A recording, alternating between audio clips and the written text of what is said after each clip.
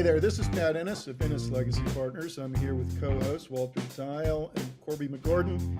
Our mission here on the podcast is to provide you, the business owner, with subject matter expertise on topics pertaining to building transferable or sellable business value, and then for planning your eventual exit from the business. We want to help you build a business that's transferable and then help you exit on your own terms and your own conditions. When we have a client who has decided to sell their business to an external buyer or a third-party buyer, they've typically worked with us for years, building the business so that it is indeed attractive, that it can be sold for a maximum value. It's been years of hard work. It's with investments of time, money, many peaks and valleys along the way, not a few emotions along the way, as the business has more and more become a part of their personal identity. And so now it's time to exit, and they've decided that third-party sale is going to be the best route for them with our help. And so they're going to be selling their baby, if you will. Sometimes it's been 30, 35 years, other times maybe 5 years. But it's still their baby because of all the hard work, sweat, and tears that's gone into it. And so then with a professional, with the help of a professional such as our guest today, they now have a letter of intent. And they're on the verge of what can be another intensely emotional process, the process between LOI and the deal table. And a whole lot of stuff happens, and we're going to talk about it today, during this timing process. And so there's a lot of stuff that can go wrong. And we want things to go right for you. And so today, our topic is what happens between the LOI and the deal table. What's the process? What actually happens? Who does what? What advisors should you have on your side of the table, and what should they be doing?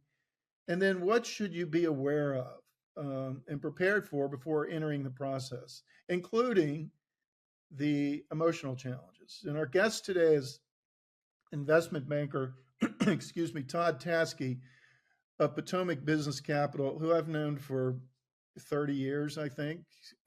So I guess we met when we were about 5 years old on a playground somewhere.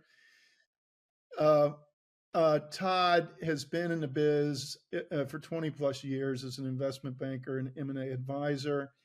In addition to traditional buy and sell side representation, he also develops growth opportunities through licensing deals, joint ventures, and strategic partnerships that can create an opportunity for a successful exit. And he also hosts a very popular podcast, the Second Bite podcast. We highly recommend it, where you can listen in as Todd talks to and interviews CEOs who have actually completed successful transactions. It's a great podcast. So, Todd, great to have you with us today. Welcome aboard. It's been too long. Yeah, thank you. I'm super happy to be here and look forward to our conversation. Hey, Todd, I'm going to start us off. So let me ask you a question. What do you say to a client when they receive their LOI? Because one of my concerns is, I've had clients receive an LOI and they'll call me up and they'll go, "This is great," and they react as if this is the LOI is the deal. They're done. So how do you explain the LOI to a business owner who's just received one? So that's a great question, Walter. And I think it really depends on where the LOI came from. If it came from the result of a process where you spoke to many potential buyers, you have great clarity around the LOI that you've signed because you saw 3 or 4 or 5 of them. And you went back and forth with those potential buyers, you compared and contrasted, versus somebody that knocked on the door and said, "Hey, we really like your business. We want to make a fair offer." It's almost impossible to determine what a fair offer is if you have only one data point, right? Might be a great offer that you think is much too low, might be a low offer that is really better than what the market would provide.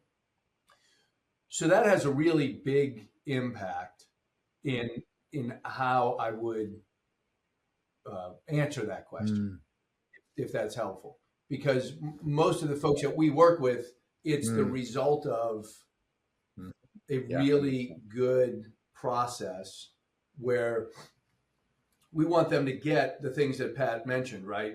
Full value and good terms and a good buyer and everything else. But we also want them to have clarity. Particularly, Pat, if you, like you said, if they built a business, so I don't care if it's over 5 years or 35 years, when it's time to sell the business, you should be in a position that you feel comfortable that you got the right price from the right buyer in that transaction. And it's difficult to know that if you've only had one LOI. Yeah, well, number one, it probably what you guys advise all the time. Number one thing that kills a deal is that your financials are wrong. They're not accrued for properly. You took improper expenses. You didn't do this. You didn't do that. In smaller transactions, that happens very often, and it destroys a deal every single time, almost without exception. So number one, if you don't have your financials right, they're going to get right after you've signed the LOI, because the buyer, who's going to write a pretty significant check, is going to bring in somebody to do that, to do a quality of earnings. And if that quality of earnings is not accurate, then the deal's going to change. And when the deal changes, the buyer's pissed off and they think that they're getting screwed. And so they don't move forward. Right. So that's number one. The other thing, excuse me, the due diligence process is usually 60 to 75 days. The due diligence process is almost a full-time job, which means now you have to run the company, maintain your numbers, and provide all the due diligence stuff. And that's pretty hard to do. So it's critical that your performance during due diligence does not slide, because buyers are going to be looking for that as well. Yeah. Hey, Todd, can I ask you something about that? So we're constantly making clients aware of that piece, because we know about deal fatigue and how due diligence is the source of the deal fatigue often. And we encourage our clients to start setting up a data room a long time in advance of even getting to a point where, they engage someone like you to source LOIs, and then do their best to keep it current. What would you say to that? Is that a good thing to do, or? Oh my gosh, it's a great thing to do. You have to put in an org chart. You have to put in your customer contracts. You have to put in your long-term finance. You have to put in a whole bunch of things. But if you have all that in a data room, including your monthly P&Ls, revenue by customer by month, things of this nature, stuff that you can pull off, or somebody could pull off of QuickBooks, it's just dramatically easier.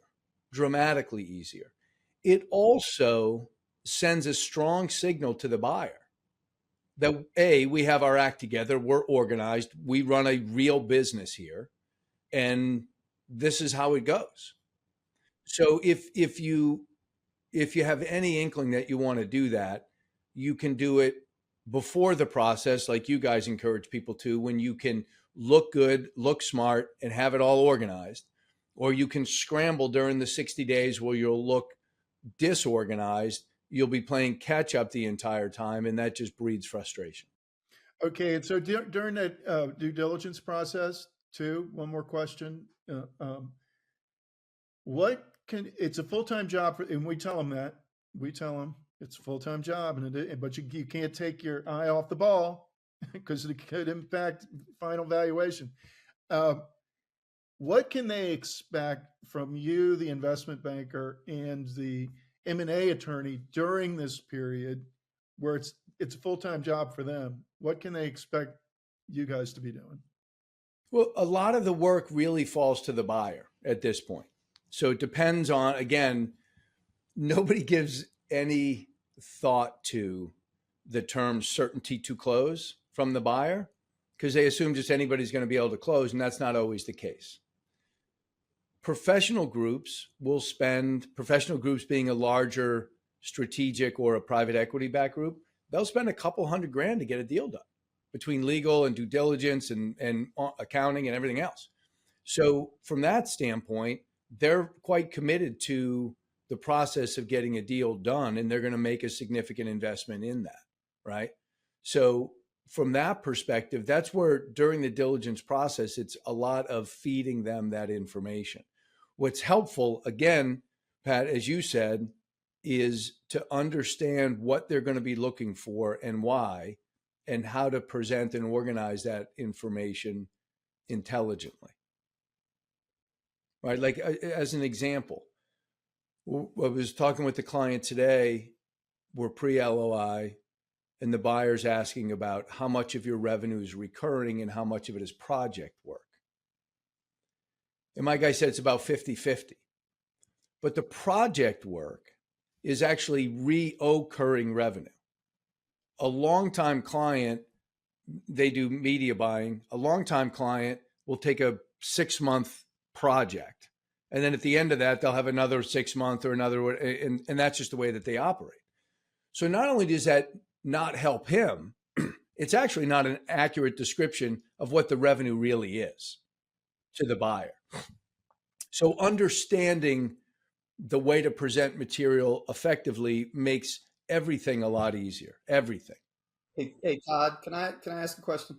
I'm going to ask the question, then give you an example. But the basic question is, how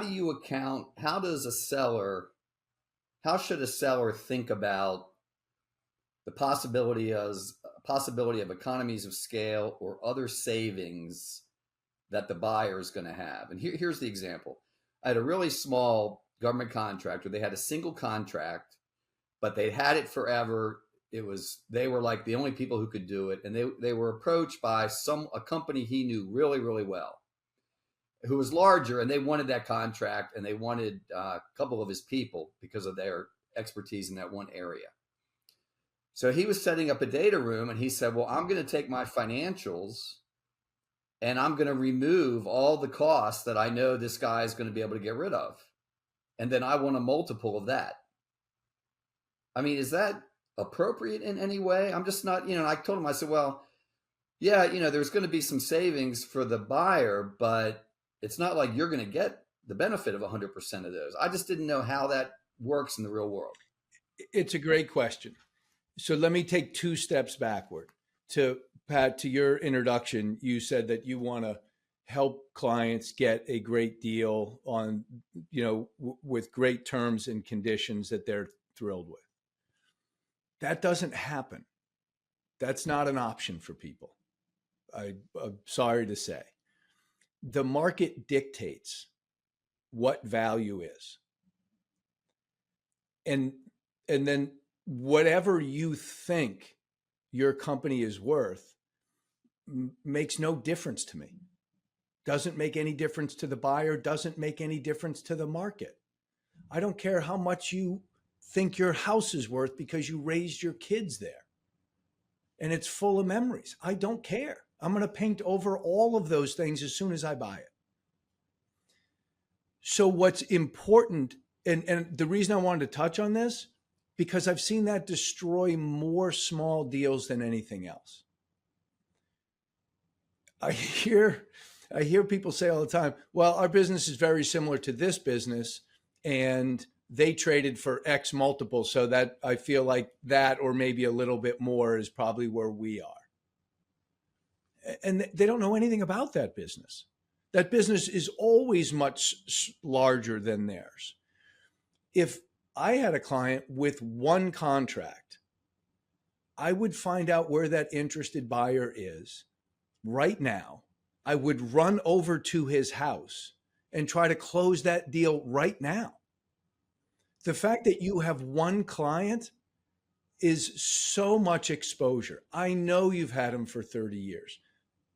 Clients leave, things change, contracts change. So that's a long-winded response. The other thing I would say is, if I'm the buyer and I've built this company, and there's efficiencies in my company, those are my efficiencies, not yours. When I see those efficiencies, that will help me justify paying you maybe the higher end of the range.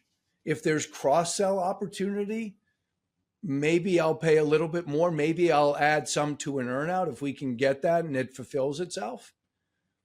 But the notion that you're going to adjust your earnings, money that you're actually spending, because somebody else won't have to spend the same thing, won't have to duplicate that, is, to be rude, it's amateurish. It doesn't work. It makes the buyer angry oftentimes, makes the seller look a little bit foolish.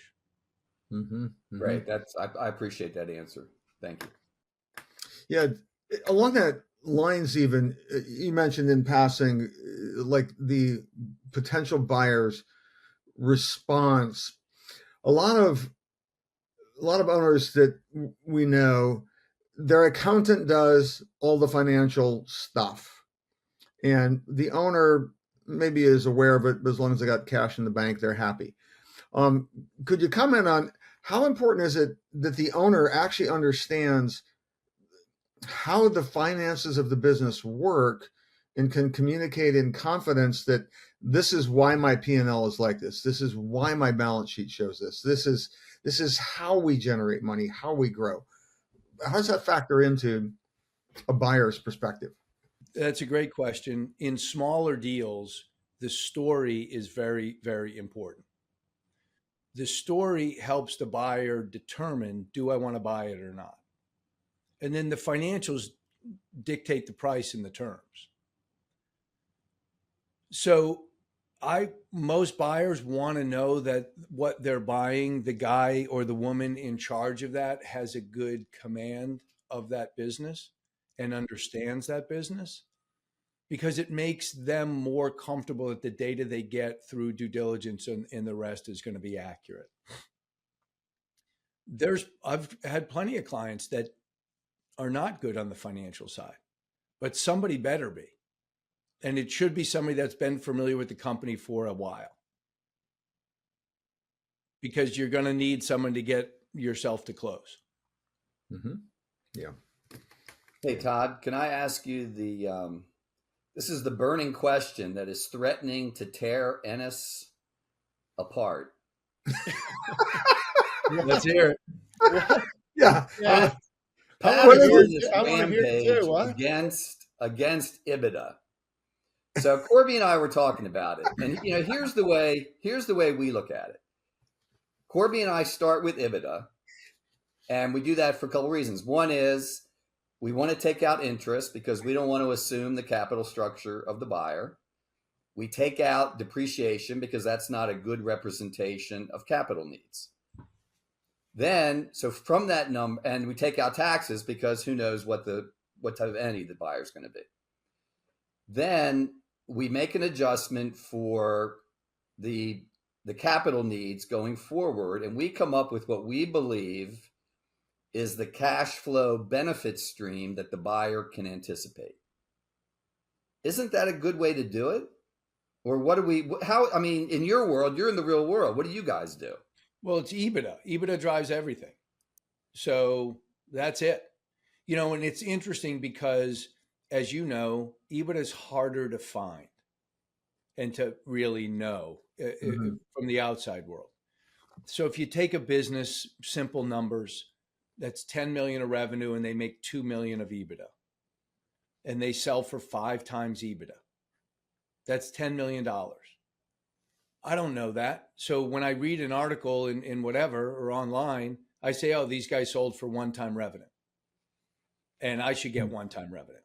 And I'm $10 million of revenue, making $1.3 million in EBITDA.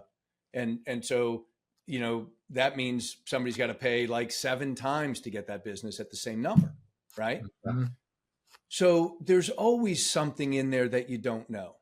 Right. My business at $2 million has great retention and great recurring revenue and on and on and on. Right. Has a long pipeline and everything else. The other business doesn't. There's a bunch of factors you just don't know that will impact the value of the business. And, depending on their strength or weakness, as an example, we sold a business a couple years ago that did not have good customer retention. And when we presented that to groups, we leaned into that and said, this is maybe the best news in this deck, because industry retentions in this business is about 75, 80%. My guys are at 62%. You know what fixes that? 2 customer success people. Cost you 150 grand. Yet with the lower EBITDA and the multiple, you're saving, I don't know, $2 million up front. So that's fantastic. It's an easy fix. Yeah. So again, this is the story. And then the EBITDA will reflect the price for the business. Let me ask you one more question. And I apologize for treating you like the deal answer man, but frankly, you are the deal answer man, and we really appreciate your expertise. So let me just ask you this question, because this is something else that often throws us for a curve, is the amount of working capital that a buyer expects to receive. You hear the phrase, the seller keeps all the cash or whatever, but then you see these deals where it's like, well, I want 3 times your average working capital, and the guy's been hoarding cash in his company because he wasn't anticipating that, and the buyer's like, and I'm going to use your average cash balance. You know what I mean? So yeah, how does a deal work from a cash working capital perspective generally? So again, there's the reality, and then there's what you see in the classroom. The reality is you should win that fight before you sign an LOI, which means somebody should say to the buyer, listen, we're starting to get close here on a deal. You need to know that my guy, stores up a bunch of cash in his business because it makes him sleep better at night. Way over the working capital that's needed. Way over it. So I don't want to get into this rigmarole over working capital when we get there, right? That's number one. The most deal terms are cash-free, debt-free at close. So if you think about the definition of working capital, it's current assets minus current liabilities. Current assets are your accounts receivable, your cash, and anything that you've got prepaid. That's what's most typical. So we take the and then current liabilities, usually it's payroll, it's accounts payable, and it's 1 year of your long-term liabilities, right? Your account will, if you look on your P&L, there's a thing that says current liabilities, right? So current assets minus current liabilities. Let me just make up a number. You've got 2 million in current assets. 1 million of that is in cash. And your current liabilities, let's just say, are 500,000. Your working capital, cash-free, debt-free, we get rid of the 1 million of cash. That means you've got 1 million of current assets minus 500,000 of current liabilities. So the working capital is 500,000. That is a definition. Nobody will argue with that. The argument comes in when you discuss what's the appropriate amount of working capital. And that depends on so many things. If the business is consistently profitable month after month after month, then you can argue that your your working capital number should be, the target should be about 1 times your monthly expenses. Buyers almost never want to put that in the LOI because they haven't done their math yet. So you put it in the LOI, you make them take it out as part of the conversation around, what are we going to do to make a deal and how is a deal going to get done, right? From that perspective. Let's just say, back to our example, that the average monthly expenses or the working capital target you agreed to is 600,000. So your working capital needs to be 600,000 at close. In our definition, the million minus the 500, it's only 500. So they'll deduct 100,000 from the purchase price, or you'll leave an extra 100,000 in there. You'll work that part out. Typically, you will have a true up on working capital 60 days later. Because 60 days later, we can see everything and we know exactly how much it should have been. And then we can make whatever adjustments are required at that time. Yeah. So Corby had a situation recently where a client, they have like a fleet of vehicles and they had just purchased a bunch of vehicles and now they're getting ready to sell. And the guy is like, wow, he wants all this extra money. He feels his company is worth a lot more than an identical company because of that fleet. But that's hard to capture, right? Or no? It is. Yeah. It is a negotiation and a conversation, and it's a bunch of back and forth, and you hammer the stuff out. Mm-hmm. And Pat, back to your earlier conversation, we're now out of 60 days, we're in day 50. That meant you have gone to bed 50 consecutive nights thinking about what am I going to do with that $4 million I get at close, right? And you're spending more and more of it each time, and you're doing all that stuff. And am I going to blow that up over 3 of the cars? Meaning we bought 10, they're going to pay us for 7 or blah, blah, blah. I mean, it wears down mentally and emotionally the seller for sure, for sure. So getting out ahead of those key elements will save you a bunch in the long run, particularly around assets. Yeah. All right. So let's say LOI is ratified. Everybody's agreed to it. Everybody signed it. What are the 3 things that the seller can expect over the next couple of weeks? A good thing to do is to have a regular call with the buyer every week. You should. So you signed your LOI. The buyer should give you a diligence list the next week. The diligence list will be overwhelming because it's usually boilerplate and there's a ton of things on there where your response is NA, right? Not applicable. And then and then they have their, high priorities on that list. Most of those are financials so that they can start digging into the financials. So if your financials are ready, you give them access to your QuickBooks and they can start doing all the number crunching that they want to. And then you'll have regular calls to give them additional information, and they'll want to be able to hit the ground running when deal closes. Know, what clients are, every business has some level of churn, right? Customers come and go. It's going to happen during the due diligence period for sure, right? So, and we should be putting up new ones too.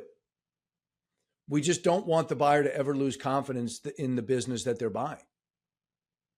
So you just got to kind of manage it. So number 1, that's what you should expect. You should expect that you're going to get this overwhelming request, which you're going to start to fulfill. Number 2, financials are going to be important. And then number 3, which is and we talked about this on the podcast a few times. It's a lot of work. We talked about this already. It's half as much work if you've got one person to share it with. And even less if you've got 2 partners to share it with. So an interesting question for the seller is, when do I tell my team? And we talk about this a lot. I've had people on the podcast that I've asked, when did you tell your team? And they have said to me, the day we hired them. We are a growing organization. We're going to need more cash and more capabilities. We're going to have investors join us. No big deal for them. Another day. Most people aren't like that. So for most people, it's a little bit nerve-wracking. When do I tell my team? And certainly everybody listening to this has people that they say are critical to their business. And you've told them that for years. Here's a chance to show them, right? The 2 or 3 people. We did a deal a couple of years ago. My guy's 72 years old. He's like, yeah, I'm just worried about what people are going to think. I'm like, what they're going to think?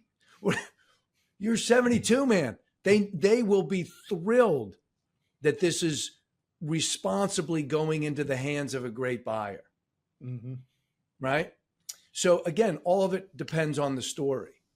But I would encourage people to include team members early on, as early as they're, certainly if you've signed an LOI, you should let people know here's what we're thinking. If you're going to go into a process and you have a strong team, that team will help you get a better value for the business, because the stronger the team means it eliminates the risk, right? The key man risk. Yep, that's something that we work on for years with clients to get in place.